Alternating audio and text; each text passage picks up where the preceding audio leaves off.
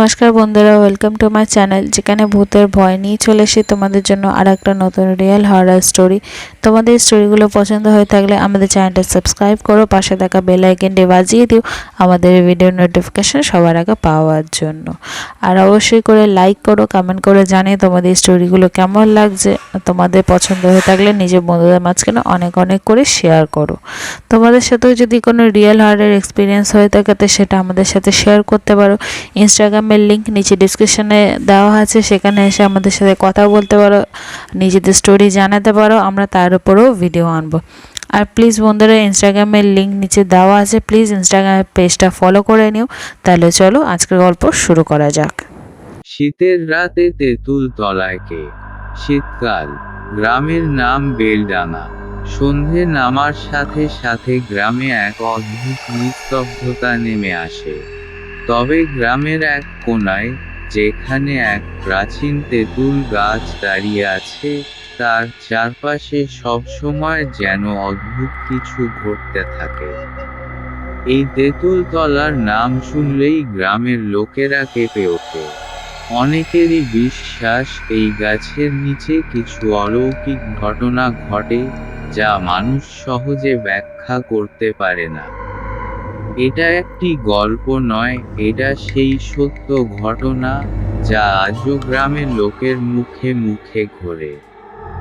প্রায় 50 বছর আগে, গ্রামের এক জমিদারের পুত্র অনিকেত বড় অহংকারী ছিলেন। একদিন তিনি শিকার করতে করতে তেঁতুল তলার দিকে চলে যান। লোকের নিষেধ সত্ত্বেও তিনি সেখানে গিয়েছিলেন। সেই রাতে গ্রামের মানুষ ভেবেছিল অনিকেত আর ফিরবে না, কিন্তু সকালে তাকে গাছের নিচে অচেতন অবস্থায় পাওয়া যায়। জ্ঞান ফিরলে অনিকেত কেবল বলেছিল, আমাকে ছাড়িয়ে দাও, সে আমাকে ছাড়বে না। এরপর অনিকেত পাগলের মতো হয়ে যান। কিছুদিনের মধ্যেই তিনি অদ্ভুতভাবে মারা যান। তার মৃত্যুর পর থেকেই তেঁতুল গাছের নিচে আরও অদ্ভুত ঘটনা ঘটতে থাকে। গত বছর রমেশ নামে এক স্থানীয় যুবক এই ঘটনাগুলি বিশ্বাস করতেন না। শীতের রাতে বন্ধুদের সঙ্গে বাজি ধরে তিনি সিদ্ধান্ত নেন তেঁতুল গাছের নিচে রাত কাটাবেন। বন্ধুরা অনেক নিষেধ করেছিল, কিন্তু রমেশ পিছনে ফিরে দেখল কেউ নেই। কিন্তু তার মনে হচ্ছিল গাছের নিচে ছায়ামূর্তি ঘুরছে। একটা ঝিঝি পোকার শব্দও থেমে গেল। লণ্ঠনের আলো একসময় অস্বাভাবিকভাবে কমে আসতে শুরু করলো। তখন রমেশ তার মনের জোর ধরে রাখার চেষ্টা করল। কিন্তু এরপরেই শুরু হলো আসল আতঙ্ক। একটা শীতল হাত হঠাৎ করে তার গায়ে ছোঁয়া লাগালো। রমেশ ঘুরে দাঁড়িয়ে দেখল, গাছের ডালে একটি সাদা শাড়ি পরা মহিলার ছায়া। মুখ দেখা যাচ্ছিল না, কিন্তু তার চুল এলোমেলো হয়ে ঝুলেছিল।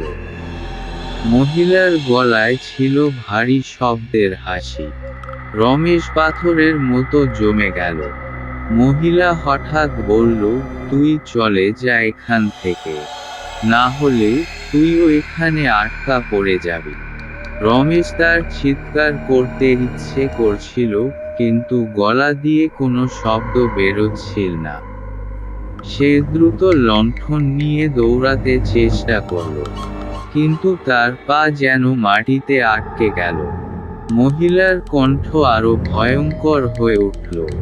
চারপাশে যেন আরো অনেক মানুষের ফিসফিসানি শোনা যাচ্ছিল। হঠাৎ রমেশের মনে হলো কেউ তার পেছনে এসে ফুসফুস করছে। সে শেষবারের মতো দৌড়ানোর চেষ্টা করল। একসময় অচেতন হয়ে পড়ে গেল। সকালে গ্রামের লোকজন রমেশকে অজ্ঞান অবস্থায় গাছের নিচে পেল। তার গায়ে দাগ ছিল, যা দেখে মনে হচ্ছিল কেউ শক্তভাবে ধরে রেখেছিল। জ্ঞান ফেরার পর রমেশ কেবল বলেছিল, ও আমাকে বলেছিল ফিরে যেতে। কিন্তু আমি আরেকবার ওর মুখ দেখতে চেয়েছিলাম। গ্রামের লোকেরা বলে, এই গাছের নিচে একজন বিধবা মহিলার আত্মা বাস করে। জমিদার বাড়ির কিছু দুর্বৃত্ত একসময় তাকে হত্যা করেছিল, আর সেই অভিশপ্ত আত্মা আজও তেঁতুল তলায় ঘুরে বেড়ায়। তেঁতুল তলায় রাত কাটানোর পর থেকে রমেশের জীবন যেন একেবারে বদলে গেল। তার দেহে এক অদ্ভুত দুর্বলতা দেখা দিল। সে রাতের পর রাত ঘুমাতে পারত না। রাতে তার কানে যেন কারো ফিসফিসানি শোনা যেত। বাড়ির লোকজন জানায়, মাঝে মধ্যে সে নিজের ঘরে বসে একা কথা বলতো। একদিন গ্রামের ওঝা রমেশকে দেখে বলল, ওর সঙ্গে কিছু লেগে আছে। তেঁতুল গাছের সেই মহিলার অভিশাপ থেকে মুক্তি না পেলে সে বাঁচবে না। ওঝার কথা শুনে রমেশের পরিবারের লোকজন আরও আতঙ্কিত হয়ে পড়ে। ওঝার নির্দেশে গ্রামের মন্দিরে পূজা অর্চনা শুরু হয়। ওঝা বলেন, এই গাছ শুধু অভিশপ্ত নয়, এখানে এমন কিছু শক্তি রয়েছে যা সহজে মানুষকে ছাড়তে চায় না। রমেশকে রক্ষা করতে হলে সেই মহিলার আত্মার সঙ্গে যোগাযোগ করতে হবে। ওঝা একটি পূর্ণিমার রাতে তেঁতুল তলায় যাওয়ার পরিকল্পনা করলেন। তার সঙ্গে রমেশ, তার কয়েকজন বন্ধু এবং গ্রামের কয়েকজন সাহসী লোক গেল। তেঁতুল গাছের নিচে সবাই মোমবাতি জ্বালিয়ে পূজা শুরু করল। ওঝা মন্ত্র পড়তে শুরু করলে চারপাশে হাওয়ার গর্জন বাড়তে থাকে।